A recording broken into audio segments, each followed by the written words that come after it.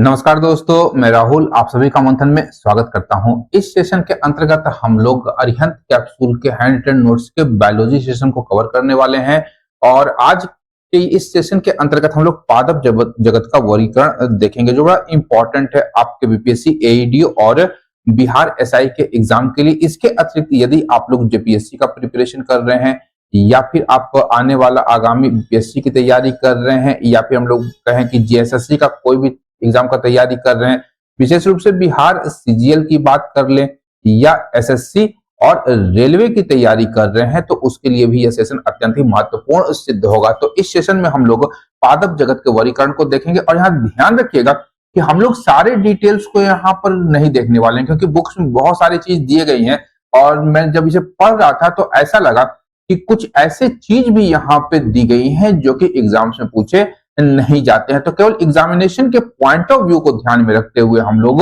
उन सारे फैक्ट्स और फिगर्स को देखेंगे जो कि पूछे जाते हैं बराबर एग्जाम्स में। तो हम लोग सेशन को प्रारंभ करेंगे और पादप जगत की जब बात करेंगे तो सबसे पहले इसके परिचय को अगर हम लोग देखते हैं तो ध्यान रखिएगा कि पादप जगत यूकैरियोटिक वर्ग का है। यूकैरियोटिक और प्रोकैरियोटिक दो कोशिकाओं के वर्ग हैं। तो यूकैरियोटिक कोशिका वर्ग के अंतर्गत हमारा पादप जगत आता है। यह बहुकोशिकीय होते हैं यानी कि बहुत सारी कोशिकाओं से मिलकर के किसी पेड़ या पौधे या पादप का निर्माण होता है और ये एक ही स्थान पर निवास करने वाले जीव हैं। अब यहाँ ध्यान देने योग्य तथ्य है कि जो पादप होते हैं वो स्वपोषी होते हैं और प्रकाश संश्लेषण की क्रिया करते हैं जिसके माध्यम से ये अपना भोजन बनाते हैं। सबसे महत्वपूर्ण है कि इनमें कोशिका भित्ति पाई जाती है और इसकी कोशिका भित्ति सेलुलोज की बनी होती है। बड़ा इंपॉर्टेंट है, ध्यान रखिएगा। पादपों की कोशिका भित्ति सेलुलोज की बनी होती है और इनमें लवक या प्लास्टिड भी उपस्थित होता है, ये ध्यान रखिएगा। इसके अतिरिक्त इसके दो उपजगत में पादप जगत को विभाजित किया जाता है। पहला है क्रिप्टोगैमस और दूसरा है फेनेरोगैम्स। क्रिप्टोगैम्स की बात करेंगे तो इसमें बीज अनुपस्थित होता है, बीज इसमें प्राप्त नहीं होते हैं इस उपजगत में। वहीं फेनेरोगैमस की बात करेंगे तो इसमें बीज उपस्थित होता है। वहीं अगर हम लोग बात करेंगे क्रिप्टोगैम्स की तो इसमें छिपे हुए या अप्रत्यक्ष जननांग उपस्थित होते हैं जबकि फेनेरोगैमस में जननांग प्रत्यक्ष रूप से हमें दिखाई देते हैं जो कि किसी शंकु या पुष्प के रूप में होते हैं, ये ध्यान रखिएगा। और अगर हम लोग बीजाणुओं की बात, प्रायः बीजाणुओं के द्वारा जनन होता है क्रिप्टोगैमस में, ये ध्यान रखिएगा।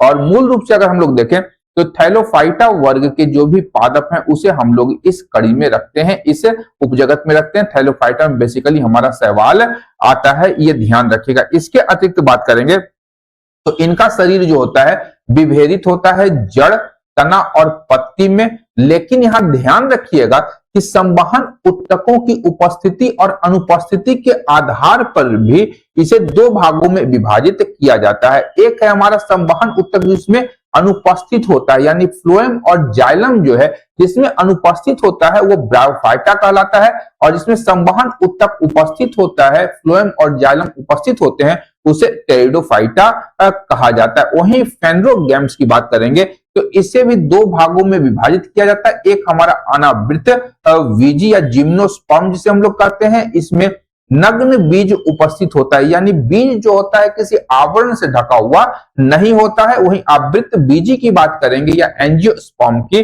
तो इसमें बीज जो है एक आवरण से घिरा हुआ होता है और यह बेसिकली अंडाशय होता है। बीज आवरण या अंडाशय में उपस्थित होता है। लेकिन फेनेरोगैम्स की भी बात करेंगे तो इसे भी बीज पत्र के आधार पर दो भागों में विभाजित किया जाता है। एक आपका एक बीज पत्र जिसे मोनोकॉट कहा जाता है और दूसरा जो है आपका द्विबीज पत्री, इसे डाइकोट कहा जाता है। एक बीज पत्र और दो बीज पत्रों में विभाजन किया जाता है हमारे आवृत बीजी को। तो सबसे पहले यहाँ पर हम लोग थैलोफाइटा वर्ग को देखेंगे और थैलोफाइटा वर्ग में बेसिकली शैवाल आते हैं। तो अगर हम लोग बात करें तो यहाँ ध्यान रखिएगा कि इसका सुकाई शरीर होता है और हरे शैवाल में एक मोटी कोशिका भित्ति पाई जाती है। जो ग्रीन अलगी है एक मोटी कोशिका भित्ति होती है। इसकी जो बाह्य कोशिका भित्ति होती है वह पेक्टिन की बनी होती है। बड़ा इंपॉर्टेंट है, ये ध्यान रखिएगा। मोटे शैवालों की कोशिका भित्ति पेक्टिन की बनी होती है, बाहरी जो इसका सतह है, लेकिन जो आंतरिक सतह होती है वह सेलुलोज की बनी होती है, ये ध्यान रखिएगा। बड़ा इंपॉर्टेंट है, बाहरी और आंतरिक कोशिका भित्ति पेक्टिन और सेलुलोज से क्रमशः बनी होती है। ये बेसिकली जलीय क्षेत्रों में पनपते हैं और इनमें संवहनी और यांत्रिक ऊतक का अभाव होता है। यहाँ पर ध्यान रखिएगा, इनका अपना आर्थिक महत्व है। अब सबसे बड़ा आर्थिक महत्व क्या है, तो CO2 के स्थिरीकरण में, कार्बन डाइऑक्साइड के स्थिरीकरण में इनका महत्वपूर्ण योगदान है। जलीय खाद्य श्रृंखला में ये उत्पादक के तौर पर जाने जाते हैं। कुछ शैवालों का जो उपयोग है वो भोजन के रूप में भी हम लोग के द्वारा किया जाता है, जैसे पोरफायरा हो गया या सारगैसम। सारगैसम बेसिकली अगर हम लोग बात करें तो ये उत्तरी अटलांटिक महासागर में सारगैसो सागर में इसकी उत्पत्ति हम लोग देखते हैं, ये ध्यान रखिएगा। एल्जीन की बात करेंगे तो एल्जीन आपका भूरा शैवाल है। कैरागिन की बात करेंगे तो ये आपका लाल शैवाल है। अगार की बात करेंगे तो जिलेडियम और ग्रेसिलेरिया जो है ये अगार के रूप में हम लोग जानते हैं इसे।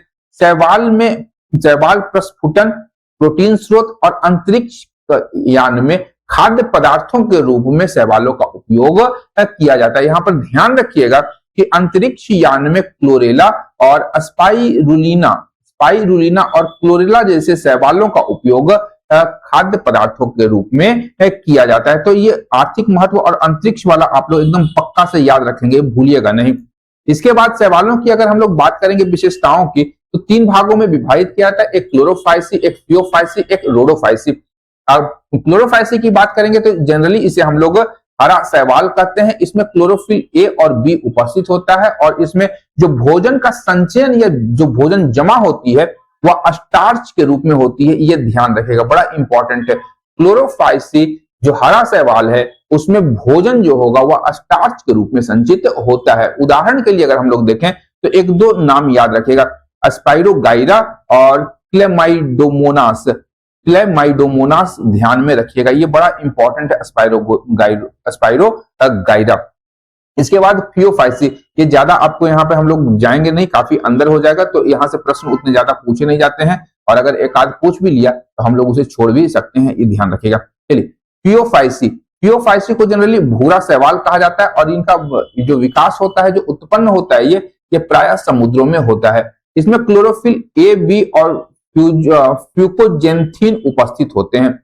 इसमें जो भोजन है वह मैनिटोल और लेमिनेरिन के रूप में संचित होता है। संचित भोजन मैनिटोल और लेमिनेरिन के रूप में संचित होता है। प्रमुख उदाहरण की बात करेंगे तो फ्यूकस, एक्टोकर्पस, सारगैसम फिर से आपका आ गया और लेमिनेरिया। सारगैसम और लेमिनेरिया ध्यान रखिएगा, बड़ा इंपॉर्टेंट है, ये फियोफाइसी शैवाल का उदाहरण है। रोडोफाइसी की बात करेंगे तो रोडोफाइसी हमारा लाल शैवाल हो गया और जनरली यह लाल सागर में यह प्रायः समुद्रों में पैदा होता है। अब देखिए, लाल सागर का जो रंग लाल है वह भी एक शैवाल के कारण है और वहां पर मैं चला गया था। लाल सागर का जो लाल रंग है वो शैवाल के कारण होता है और उसका नाम है आपका ट्राइकोडेस्मियम इरिथ्रियम के नाम से लाल होता है, आपका लाल सागर से लिया। तो यहाँ पर हम लोग रोडोफाइसी की बात कर रहे थे, लाल शैवाल होता है, ये समुद्रों में पनपता है। क्लोरोफिल ए और डी 5 को इरिथ्रिन इसमें पाया जाता है और इसमें जो भोजन है वह फ्लोरिडियन स्टार्च के नाम से संचित होता है। फ्लोरिडियन स्टार्च के रूप में भोजन संचित होता है रोडोफाइसी में। प्रमुख उदाहरण याद रखिएगा, ग्रेसिलेरिया और पोरफायरा और ग्रेसिलेरिया आप लोग ध्यान में रखिएगा, बड़ा इंपॉर्टेंट है। अब आगे बढ़े, अगर यहाँ नोट में कुछ दिए गए हैं। पहला है आपका साइनोफाइसी या साइनोबैक्टीरिया, ये आपका नील हरित शैवाल है, ब्लू ग्रीन एल्गी है, ये ध्यान रखिएगा। और ब्लू ग्रीन एल्गी या साइनोबैक्टीरिया का प्रमुख उदाहरण है नॉस्टॉक और एनाबीना, जो नाइट्रोजन स्थिरीकरण में प्रमुख भूमिका निभाते हैं और दलहनी फसलों की गांठों में ये पाए जाते हैं, ध्यान रखिएगा। कुछ समुद्री शैवाल जैसे लेमिनेरिया जो है वो आधार से होल्ड फास्ट की सहायता से चिपके रहते हैं। चिपकने का जो अंग है इनका वह होल्ड फास्ट कहलाता है और जनरली ये चट्टानों से जाकर के चिपक जाते हैं। अधिकांश हरे शैवालों की बात करेंगे तो उसमें हरित लवक में एक से अधिक स्टार्च के भंडारण निकाय पायरिनोइड्स पाए जाते हैं। पायरिनोइड्स जो है आपका, वहां पर स्टार्च का भंडारण होता है। वहीं एल्जिन और कैरागिन जो है ये हाइड्रोकोलाइड्स हैं। अब हाइड्रोकोलाइड्स ध्यान रखिएगा, वैसे पदार्थ हैं जो पानी के संपर्क में आकर के जेल के रूप में परिवर्तित हो जाते हैं। अब दूसरा प्रमुख वर्ग है हमारा ब्रायोफाइटा। ब्रायोफाइटा की बात करेंगे तो ये नम और आर्द्र आवासों में ये उपलब्ध होते हैं। इनका जो पूरा शरीर होता है वह जड़, तना और पत्ती इनमें अनुपस्थित होता है, ध्यान रखिएगा, और मूलाभास राइजोड्स इसमें उपस्थित होते हैं। संवहनी उत्तक, जाइलम और फ्लोएम इसमें नहीं पाया जाता है। अगर बात करेंगे ब्रायोफाइटा की तो इसे पादप जगत का उभयचर कहा जाता है। सबसे इंपॉर्टेंट है, ध्यान रखिएगा, पादप जगत का उभयचर किसे कहा गया है, तो ब्रायोफाइटा को कहा गया है। और इनका लैंगिक जनन जो होता है वह बीजाणुओं के द्वारा होता है। अब यहाँ पर अगर ब्रायोफाइटा की जब बात चल रही है तो लीवर बर्ड और मॉस या हॉर्नवर्ट को आप लोग ध्यान में रखिएगा। लीवर बर्ड की बात करेंगे तो इसमें दो उदाहरण है, मार्केंसिया और रिक्सिया, और मॉस या हॉर्नवर्ट की बात करेंगे तो यहाँ पर ध्यान रखिएगा फ्यूनेरिया, पॉलीट्राइकम और स्फैग्नम। स्फैग्नम आपका मॉस है, ये ध्यान रखिएगा, बड़ा इंपॉर्टेंट है और प्रश्न बराबर यहाँ से पूछे जाते हैं। स्फैग्नम मॉस है और इसे प्रश्न पूछे जाते हैं। ध्यान रखिएगा जो हमारा हॉर्नवर्ट है उसमें संपुट में निर्मित होता है और बीजाणु से प्रोटीनीमा निर्मित होता है, बीजाणु से प्रोटीनीमा निर्मित होता है। बाकी इस बीजाणु भिद और युग्मको भिद के विषय में जानकारी दी गई है, इतना अंदर हमें जाने की आवश्यकता नहीं है। अब आते हैं टेरिडोफाइटा।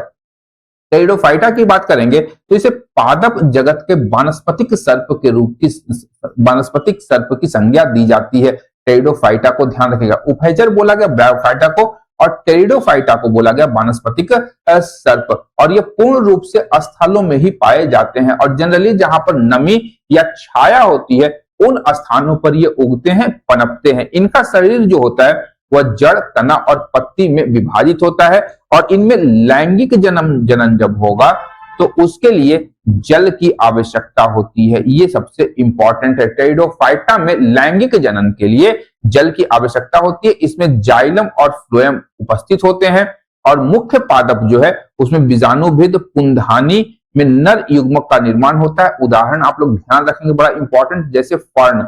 फर्ण जो है टेरिडोफाइटा का उदाहरण है और इसमें फर्ण में भी आपका सिलेजिनेला, टेरिस, इक्विसेटम और साइलोटम, सिलेजिनेला और इक्विसेटम आप लोग ध्यान में रखिएगा, बड़ा इंपॉर्टेंट है। अब सबसे महत्वपूर्ण है कि इक्विसेटम को क्यों महत्वपूर्ण कहा गया, तो ये स्फेनोसीडा का एकमात्र जीवित प्रतिनिधि इक्विसेटम है। स्फेनोसीडा वर्ग का एकमात्र जीवित प्रतिनिधि आपका इक्विसेटम है।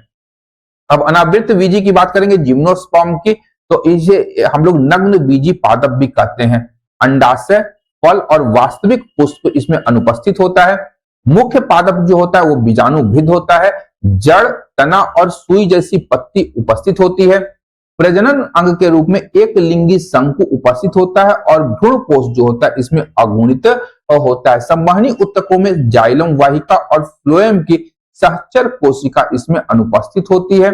उदाहरण के लिए अगर हम लोग बात करेंगे तो साइकस, पाइनस, जिंको और नीटम, साइकस, पाइनस, जिंको और नीटम, ये याद रखिएगा। पाइनस को चीड़ भी कहा जाता है, पाइनस को चीड़ भी कहा जाता है, याद रखिएगा। साइकस, पाइनस, जिंको और नीटम मूल रूप से आपके जिम्नोस्पर्म है। अब बात करेंगे आवृत बीजियों की, तो इसमें सुविकसित पुष्प होता है।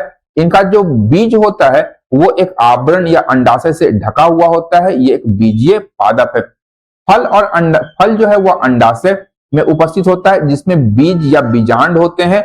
द्विनिषेचन एवं त्रिसंलयन उपस्थित होता है इसमें भ्रूणपोष जो होगा त्रिगुणित होगा।